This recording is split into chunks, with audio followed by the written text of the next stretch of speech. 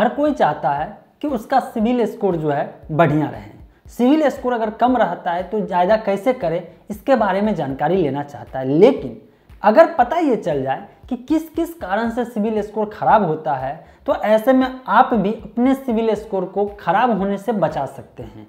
और अगर उस पॉइंट के बारे में पहले से सतर्क रहेंगे तो फ्यूचर में आपको किसी भी टाइप का लोन लेने में कभी दिक्कत नहीं होने वाली है।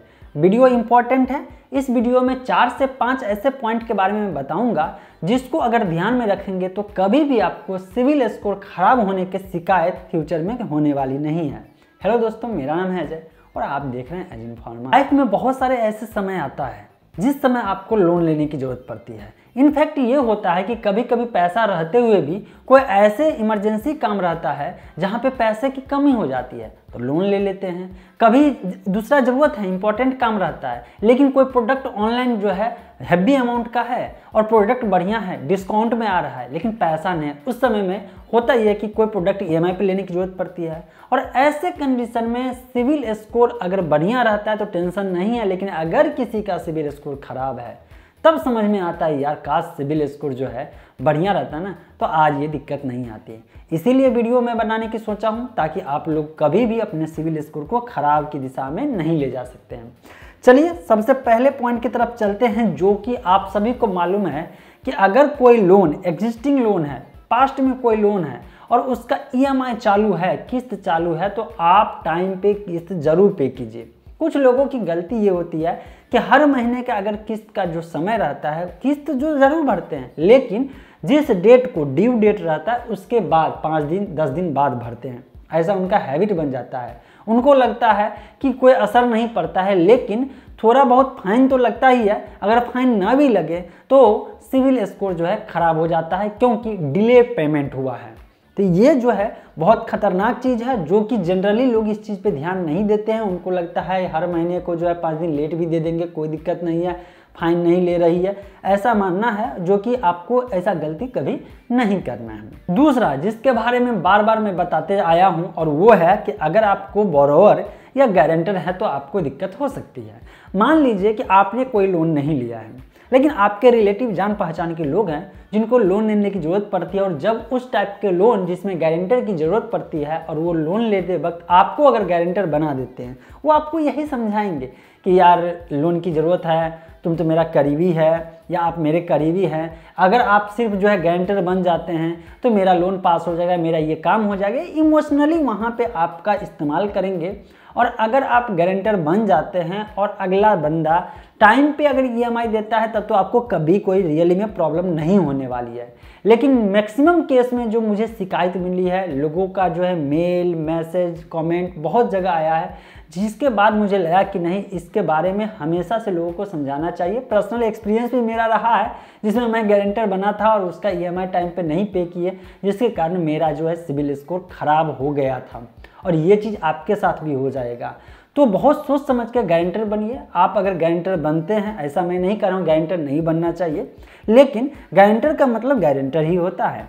और अगर आप ऐसे कैसे किसी का भी गारंटर बन जाएंगे तो बाद में आपको ही प्रॉब्लम झेलना पड़ेगा। उनका काम तो बन गया, उनको लोन हो गया, वो टाइम पे करे, बाद में जो है ठीक कर लेंगे, लेकिन आपका काम तो गड़बड़ हो जाएगा क्योंकि आपने अभी तक लोन लिया नहीं, और जैसे ही लोन लेने जाएंगे दूसरे के चक्कर में आपका सिविल स्कोर खराब है। तो इस चीज़ को ध्यान में रखना बेहद जरूरी होता है। तीसरा गलती जो मैक्सिमम लोग करते हैं वो क्या करते हैं, पैसे के चक्कर में एक साथ मल्टीपल लोन जो है ले लेते हैं। लोन अप्रूव कराना चलिए ठीक है, करा लिए, लेकिन मल्टीपल लोन अप्रूव हो गया और इसके बाद जब अगर देखेंगे सिविल स्कोर पे तो इसलिए असर पड़ता है क्योंकि इसका परसेंटेज होता है।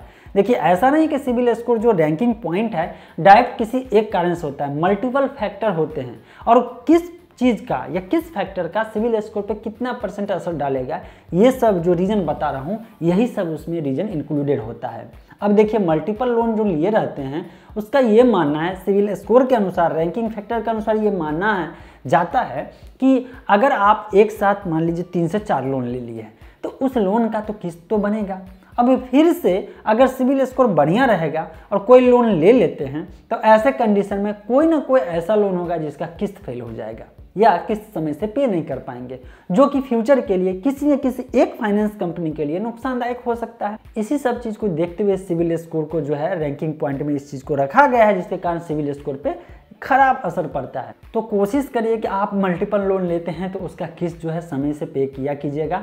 वैसे इसका ज़्यादा असर नहीं है, लेकिन एक जो लास्ट पॉइंट है इसका बहुत ज़्यादा असर है, और वो है अनसिक्योर लोन। देखिए, लोन में भी ना दो टाइप का होता है। एक होता है सिक्योर लोन, जिसमें जो है एक तरह से मॉर्गेज रहता है, और दूसरा होता है अनसिक्योर लोन। अब सिक्योर लोन का मतलब ये है कि इन केस अगर लोन लेने वाला समय से किस्त न पे करे या लोन न पे कर पाए, तो उनके पास जो भी चीज़ मॉर्गेज होगा उस चीज़ को सेल करके और कुछ पैसे रिकवरी होगा।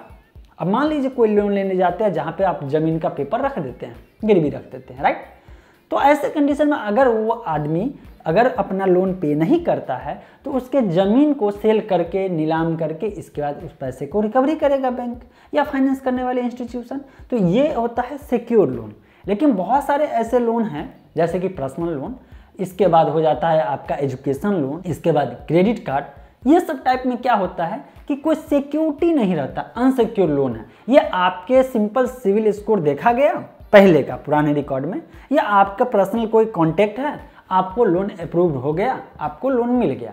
अब मान लीजिए कि आपने कोई ऐसा लोन लिया जिसमें कोई चीज़ मॉर्गेज नहीं है, ठीक है। अब एजुकेशन लोन की बात करते हैं। अगर वो बंदा समय से न पे कर पाए तो ऐसा क्या बैंक के पास जो है कोई कानूनी मजबूती है जिससे कि वो पैसे रिकवर करा सकता है? ऐसा होता है, और इसीलिए अगर नंबर ऑफ अनसिक्योर लोन ज़्यादा रहेगा तो आपका सिविल स्कोर पे खराब असर पड़ेगा। इसीलिए मिक्स टाइप का लोन हमेशा लीजिए, जैसे हाउसिंग लोन। ये सब क्या होता है, हाउसिंग लोन कैसे मिलता है? क्योंकि आपका ज़मीन होना चाहिए इसके लिए, और तुरंत तो अप्रूव नहीं होता है। तो ये सब चीज़ अगर आप ध्यान में रखते हैं तो आपका सिविल स्कोर जो है ख़राब नहीं होगा। ये सब पॉइंट मैंने बताया है। वैसे बहुत सारे ऐसे मैंने सिविल स्कोर के बारे में वीडियो बना के बताया था, जिसमें आप सिविल स्कोर को कैसे इंक्रीज करते हैं अगर आपका किसी भी कारण से सिविल स्कोर ख़राब हो गया है। तो आई होप ये कंटेंट आपको बढ़िया लगा, इन्फॉर्मेशन बढ़िया लगा होगा।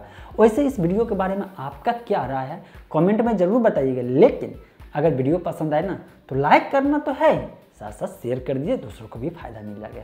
मिलते हैं फ्रेश और अपडेटेड इन्फॉर्मेशन के साथ नेक्स्ट वीडियो।